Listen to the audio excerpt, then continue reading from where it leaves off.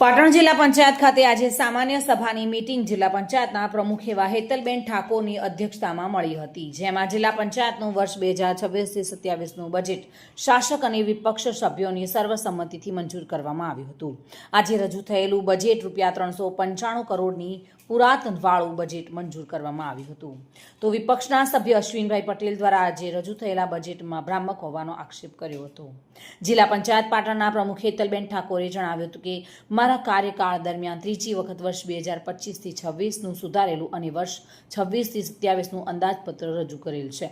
પાટણ જિલ્લો ભૌગોલિક રીતે પ્રતિકૂળ પરિસ્થિતિવાળો છે અને વિકાસ ઝંખતો જિલ્લો છે।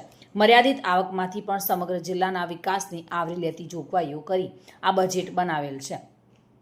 બજેટમાં મહત્વની જોગવાઈઓ ધ્યાને લઈને જિલ્લા પંચાયતને મળતી શિક્ષણ ઉપકરણની આવકમાંથી પ્રાથમિક શાળાના બાળકોને અદ્યતન સુવિધા મળી રહે તે હેતુથી સ્માર્ટ ક્લાસ ₹233 લાખની જોગવાઈ કરી છે। આ વર્ષે નવી એક જોગવાઈ ઉમેરાતા જે પ્રાથમિક શાળાના બાળકો ટાઈપ 1 ડાયાબિટીસગ્રસ્ત 123 બાળકો માટે glucometer, insulin, pen insulin refill તેમજ જરૂરી સારવાર માટેની કીટ માટે ₹12 લાખથી પણ વધુની જોગવાઈ કરવામાં આવી છે।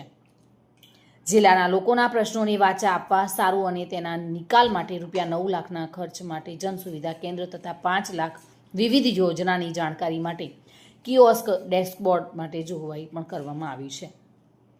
દિગ્નેશ સુથાર સાથે bureau report, today Gujarati news.